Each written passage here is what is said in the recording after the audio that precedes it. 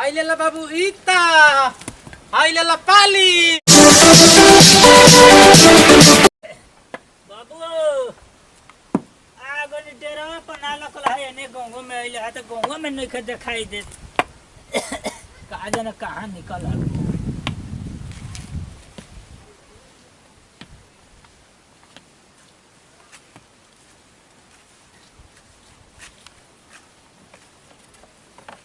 कहा जाने कहाँ गोइले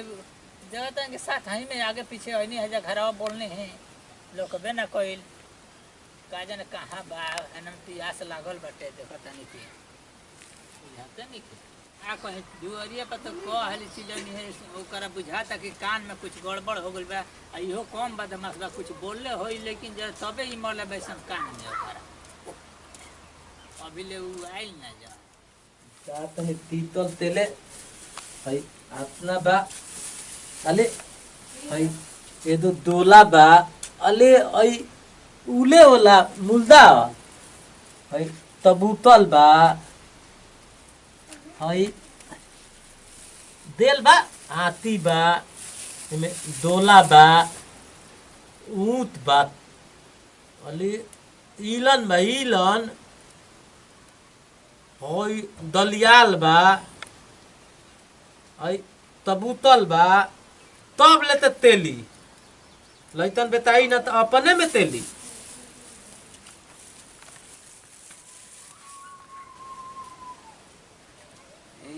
तेली अपन तेली अपने कौनो लइता ना बताई तो अपने तेली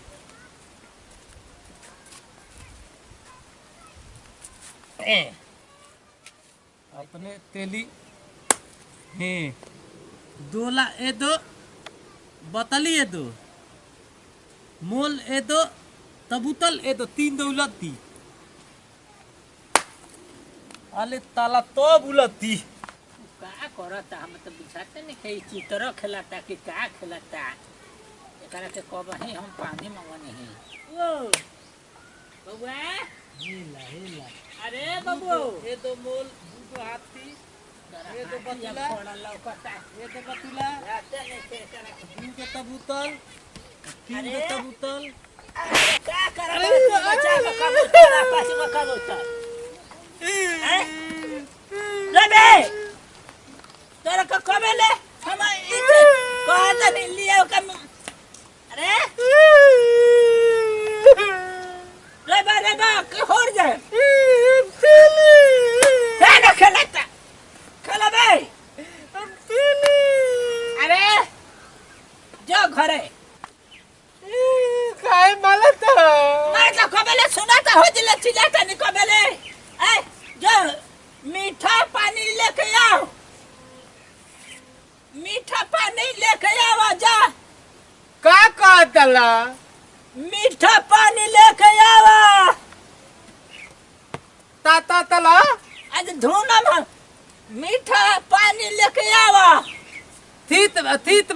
बा दाई पापुती मांदी ईता पाली पहले उनता ते दी तब फेन तेली एकला ते 10 दिन मलते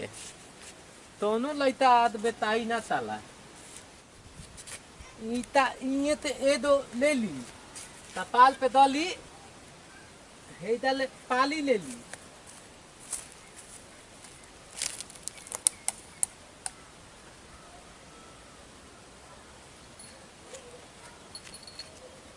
तल उतर आधा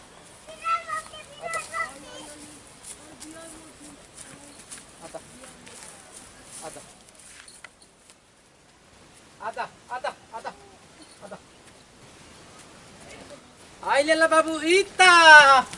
आइलेला पाली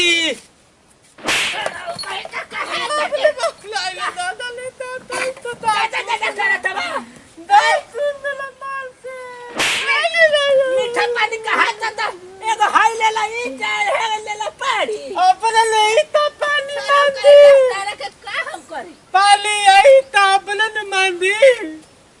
पानी पिए का मांगा तनी मीठा मांगा तनी तो पानी हाई लेला ई तो इन ताई मिलाई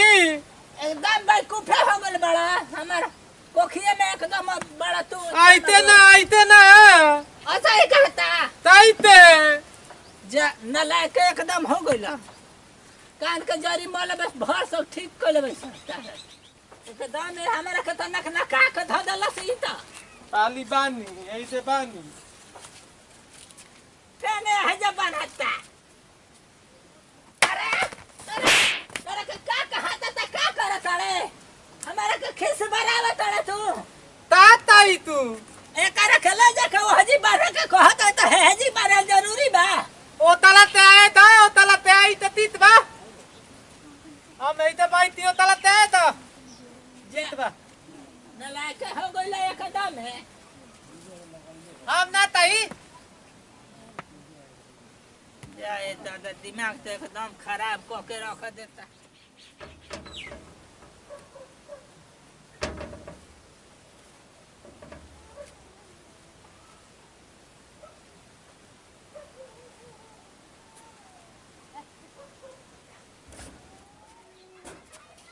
कहीं हमारे के तो पानी तो पिया दे सके जीवन हम पी लेनी हम तो भूख लागल बा टाइम हो गई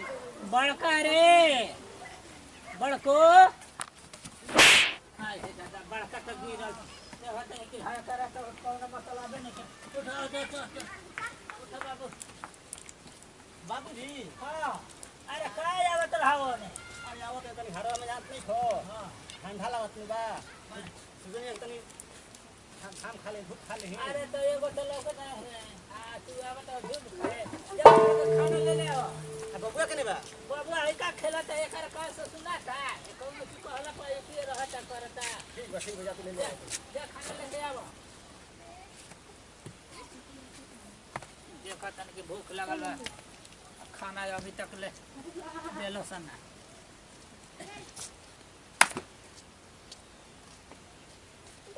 यार चितरो खेलता मतलब एकर कान ले बुझाता की आवाजे एकर सुनाते नहीं थे ये ऐसा नहीं नालायक लड़का हो गया कि का बतावे आज ये तो तंदतिया ना लौटी तू खाला तेने दाई ये तो तेले वाला ना बेटाई आज तूलिन ते हम जीत लेती आज बहुत बढ़िया बात में तूल मारला पर तूल अमले हो जाता है तूली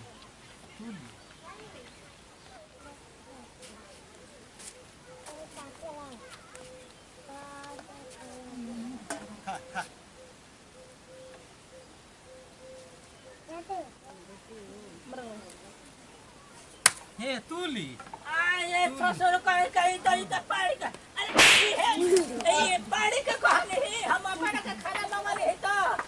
अरे तो तूने कोला खाना ले वो तो ले खा ये दादा हम ध्यान ना दनी आई जे पाड़ी का खिया जल से दादा ये कैसा नहीं पाड़ी हिया पाड़ी नहीं है तो हम कह जाते हम लोग का अपने लोग नहीं खे तारा देखला तो कहले ना ताओ दई हमर की कहता तू होता सब तो सब का वे कर बड़ा बिगड़ ले बड़ा आय और कहता का हम तू ना हो आए क्या करो कहने कि हमारा के खाए के लिए वक्त तू पाड़ी का खिया देला अरे तो तोरा कहले ना कहने भाई हम लोग का अरे दादा तू लइका ना लायक जमाला सने के दम लोग का थले नहीं खाए तू तो बैठल बची चाप जा लोग तो जना ई पानी पियाइए देला ना तू खाना खियाइए देला ताई हम तो खते बानू बुगो जा लोग ताई तू एगो आना रे एगो बही रे दोनों जानता उहे बाड़ा ताई का कहे करता हुर दम का कहे जा लोग ना कहे हमार दिमाग खराब चलो हो भोजपुरी के रसिया राजेश आप सब तमाम भोजपुरिया श्रोता समाज के गोड़ से गोड़ लगाते नहीं हमने कभी सबके सामने ही एक भोजपुरी कॉमेडी नहीं है जा अगर ये वीडियो सबके अच्छा लगी हमने के वीडियो को लाइक करम शेयर करम और चैनल को सब्सक्राइब करम आ कमेंट करके जरूर बताइब कि हमने एक वीडियो कैसा लागल। ततने पति विदाई, अगला वीडियो में फिर मिलल जाई।